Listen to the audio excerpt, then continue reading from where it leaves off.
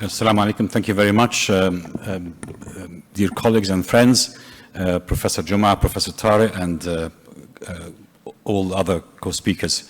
So what we are presenting now is a unique opportunity to present for the first time the results of an important study that my colleague Dr. Jalal Nafash in the previous presentation have alluded to.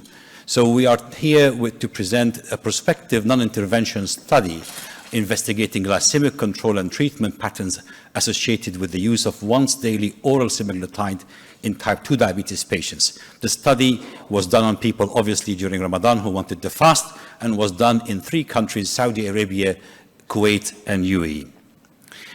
Don't want obviously to go through the rationale of Ramadan, or everyone attending the conference understand the issues related to Ramadan and the problems of the fasting and the hours of fast.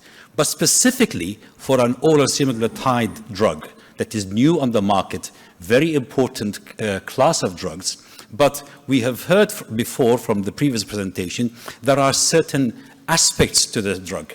The drug as an oral GLP-1 requires specific restrictions, need to be taken on an empty stomach, need to be wait for 30 minutes before eating again, need to be taken with a sip of water does not exceed 120 mils, and deviating for this, we do not know whether the efficacy of the drug will be there or not. And consequently, if it's not efficacious, then the question mark, is this drug suitable for a Muslim person or not? Knowing that many actually do fast out of Ramadan as well. So these again are the practical points that one need to understand. The drug was tested for people to take it first thing in the morning after sleeping for several hours during the night, to take it, as I mentioned, with no more than 120 mils, to wait a minimum of half an hour without any food. And obviously we know that the drug comes in 3 doses. The start dose is 3 milligrams, 7, then after a month we increase to 7, and then if required we can go to the 14 milligrams. Knowing all of these restrictions, a group of us have got together before last Ramadan and we have put kind of like a recommendations for titration and administration. Many of the colleagues and the speakers of this conference are co-authors in this paper. And we said simply, let's make our best to ensure that the person during Ramadan would do exactly the same. So no deviation from the norm, and if they were to deviate, they should not deviate on many aspects. So perhaps deviating on one of them, for example, empty stomach or less empty, with a piece of date or not, with too much water or just half a glass, all of these points were addressed, and we suggested that they should not really be done frequently as deviations. So this Sema fast trial was trying to test all of these points. Will people adhere to this, and will the efficacy and the safety of the drug be sustained or not in real-world setting from 3 countries, Saudi Arabia, Kuwait, and United Arab Emirates? Our primary objective was really looking into the glycemic control during this month of Ramadan when people are fasting. And our secondary objective is to see whether this will have an impact on weight as well as the treatment patterns. Do people take it at suhoor, at iftar? Does any deviation happen? And if it did it matter or not? So again, as I mentioned, the endpoints is the HbA1c change from baseline to end of study. The secondary objectives were plenty. One is to look into the absolute and relative change in body weight. This is an important GLP-1 as a semaglutide. We expect important changes in weight. Hypoglycemia, whether it's self-reported or confirmed. Hyperglycemia during the month that leads to hospitalization. Gastrointestinal side effects. Change in concomitant oral therapy. Change in oral dose. Do people feel unwell and they are cutting the dose, or very well and maybe increasing the dose as per the requirement? Whether they are waiting the 30 minutes and whether they are taking it with the recommended maximum 120 mils, and whether they are waiting with the timing to take it after fasting. So a typical Ramadan trial, similar to what we see very frequently in Ramadan, is pre-Ramadan time, and then Ramadan, and then the follow-up time. Obviously, being a prospective observational trial, everyone was on the drug already, so they need to be already taking the drug for a number of weeks, and they want to fast Ramadan, and obviously above the age of 18 with a diagnosis of type 2 diabetes. Specifically, how close to Ramadan should at least they've been on the oral semaglutide? A minimum before joining the study of 4 weeks. So they need, at the time of joining the study, to be at least have been on the drug for 4 weeks before joining the trial. And obviously, we wanted to exclude all the classical exclusion criteria, type 1, those with serious problems, or pregnancy or breastfeeding, or mental incapacity or unwillingness to give consent. So we signed 305 persons. We excluded about 48 persons because they did not meet the criteria or dropped from the study. And then we looked into patients who attended intermediate visits were only 130, and patients with no intermediate visits was 127. Withdrawal from the study was 5%, only 13 persons withdrew from the study. So we ended up with completion of the study to 144, which is nearly 95% of the study. Patients on treatment at end of the study were 222, and discontinuing the study were only 19 persons. A small number of them because of safety concerns. The other were maybe because of the side effects. So if you look into the baseline characteristics of the people who took the part in the study, there's no major difference in gender, more male than females. I'm not really sure why. We see that in SGL2 trials, but not sure why it was in oral semaglutide. Average or mean age was 53 years, and those who are above the age of 65, obviously because of concerns about age, they were about 11%. The mean weight was nearly 90 kilograms with a body mass index of 32.2, which justifies the need for going for a GLP-1 receptor agonist. The mean weight is in the obese range. And those with normal weight were only 6.7%. So the vast majority of the trial are either overweight or indeed obese. Waist circumference would match that. HbA1c at the beginning of the study is very good. I might remind you again, these are people already on the drug for a minimum of 4 weeks. And it was quite a pleasant surprise to see that the baseline HbA1c is 6.78, nearly 6.8. With a sizable number, about 2/3 of the patients already with an HbA1c before Ramadan start of less than 7, which is the pragmatic target for many people. If you look into the fasting, we obviously know that some people fast out of Ramadan as well.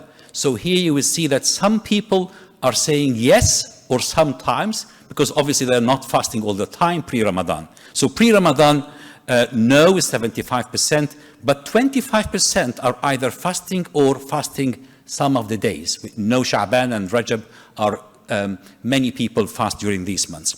Of course, during Ramadan, the vast majority, almost everyone fasted, either the full Ramadan of 85 or 15% fasted on some days. And actually, as you can see, 48% or 47% fasted some days post-Ramadan, which also give us an idea about the rates of fasting and the importance of knowing the efficacy and the safety and all of these issues, whether in Ramadan or out of Ramadan, because of all of these important points. The average fasting days per person pre-Ramadan was 5.6 days. During Ramadan was 26.6 days, and post-Ramadan it was nearly 4 days on average. Now, if you look into the duration of diabetes, the vast majority have a duration of diabetes of over 5 years. As you can see from the screen here, those who are less than 1 year are only 12%. Between 2 to 5 years are 23%. So about 65% have 5 years or longer, and a sizable proportion over 10 years duration. And the average duration in the study was 8.7 years. Of course, with such an age and such complication, you would have people with complications. Neuropathy was the highest rate of complications of 23%. Retinopathy was 8%. Cardiovascular disease was 21%. And 9%, sorry, cardiovascular disease was 9%. Retinopathy was 9%. I think of nephropathy was 8%. So there's no major difference between retinopathy and nephropathy, 8 to 9%. Now, why is cardiovascular disease high in this cohort? Because the investigators who are taking part in the study usually see people with longer duration and with more complex type of patients. It does not necessarily reflect the average. So the treatment pattern. Over 56% were on the 14 milligrams, on the higher dose, and the others were on 44% on the 7 milligrams. The 7 milligram is the beginning of the significant dose. The 3 milligram, as I mentioned, is the initiation dose. And the average duration of being on the drug before Ramadan was 149 days. So good sizable number of days, or converted maybe into months, nearly 5 months being on the drug with a median of 109 days. Other therapy is already there. We know the vast majority would be on metformin, a sizable proportion on sulfonylurea, 30% on sulfonylurea, and this is important to think of when we consider the hypoglycemia. SGL2 is obviously important class of drugs, and in the Gulf region, the use of SGL2 inhibitors is much higher than other reasons. So let's now see some of the important results. The actual dose, did it change or not? Did people cut down on the dose of oral semaglutide from before Ramadan to actually during Ramadan or not? And as you can see, that actually is very marginal. From 53% on 14 milligrams pre-Ramadan to 51 during Ramadan. So about 2% required to reduce the dose from 14 to whatever other dose they were. Probably it would be the 7. That's why we saw from 39 to 41. So the 2% loss here were gained in the other group. The other crucial point, did they wait for 30 minutes? Before Ramadan, 92% have no problem to take the drug in the morning. During Ramadan, 80% had no problem to stick throughout Ramadan to take it before iftar. And the other 16% were sometimes. So 16% were deviating, but not no. Only 4% were no, that felt iftar time is not the right time for me. It's adhan, my meal. That's what they wanted to do. After Ramadan, obviously, 91% were sticking to this plan.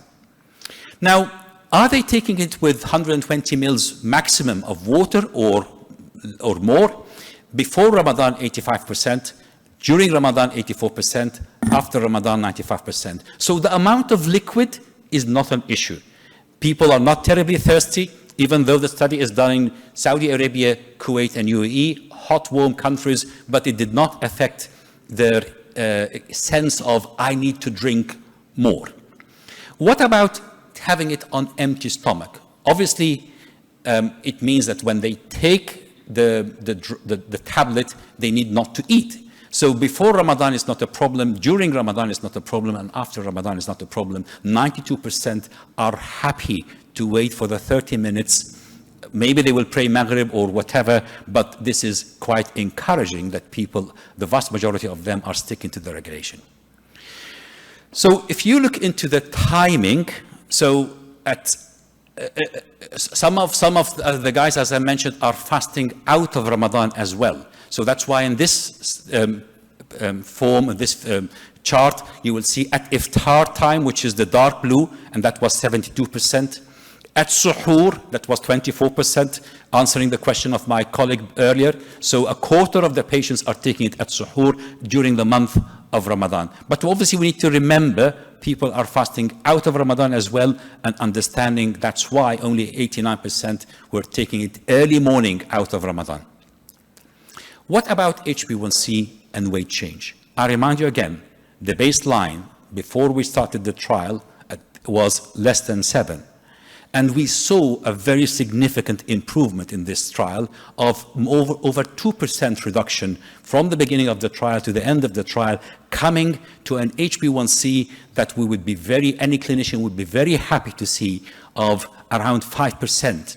So reduction of HbA1c of 2% in an observational trial because people sustained taking the drug. This was not in this maintenance phase. They have started the drug not long ago. They carried on using the drug, and the effect is ongoing, and some of them intensified the treatment pre-Ramadan. So a significant reduction in HbA1c, whatever measure you would like to look into it, and also significant change in body weight. Very important change in the body weight that we have seen of 4 to 5 kilograms of weight, quite significant as well, with a p-value of 0.293. So it gives us confidence that such an important class of drugs could be efficacious for our patients and also very well tolerated. Coming to hypoglycemia. Sorry. So hypoglycemia increased, but as I mentioned, not in many trials of Ramadan, we have patients with HbA1c of 5%. On 30% of them are sulfonylurea, 90% of them are metformin, and 88% on SGL2. So this is triple to quadruple therapy for many patients. And getting to a stage of HbA1c of less than 5%, a co-chairman today had a study on multiple therapy during Ramadan, and hypoglycemia was seen even though many are not on sulfonylurea. So we need to be aware of this. So no wonder that pre-Ramadan there was 11% with hypoglycemia according to the patient's diary. During Ramadan that increased from 9% to 24%, and post-Ramadan it went down to 10%. So clearly this is a fasting effect in someone who is tightly controlled. Gastrointestinal side effects or side effects in general is what we expect to see. There was no hospitalization, no death, alhamdulillah, and nothing really serious with side effects. The severity of the side effects were really marginal. The vast majority of them were mild or moderate. Very minimal number had severe gastrointestinal side effects or any other adverse events. Why did they, who did stop and what did the side effects that they had? The vast majority of it is gastrointestinal, and some of them is hypoglycemia. So, dear colleagues, ladies and gentlemen, the conclusion. We saw a significant glycemic control reduction of 2%, and we saw a very significant weight reduction of 5.13 kilograms in this observational trial. Safety-wise, the drug was very well tolerated. Only a small number of people could discontinue the drug, even though that the initiation and intensification were overlapping with the taboo time of 6 weeks, do not touch, for a GLP-1, and this study was the first to tackle this by allowing people to do what they think is right. Hypoglycemia increased, and this is a learning lesson for us. For such tightly controlled people, the maybe other therapy or any therapy could be reduced, specifically 30% on sulfonylurea. We have not dissected the data of hypo according to which type of drug. The pattern of taking the drug with all the restrictions, waiting for 30 minutes, taking it with 120 mils, taking it in the morning after fasting, was adhered to by the vast majority of patients. Many, as I said, were already on other types of therapy, including sulfonylurea, metformin, and SGL2, and overall, it was really quite helpful. Of course, this is an important study. It does give us an idea about how can we get better glycemic control, better weight control, and it captures real-world pattern for a new drug that we are using, that an oral GLP-1 that in theory would have had some restrictions for a person with diabetes. Being an observational trial, of course it has its own limitations, and one would love to see more and more data in the randomized controlled trial. Thank you. I look forward to the panel discussion.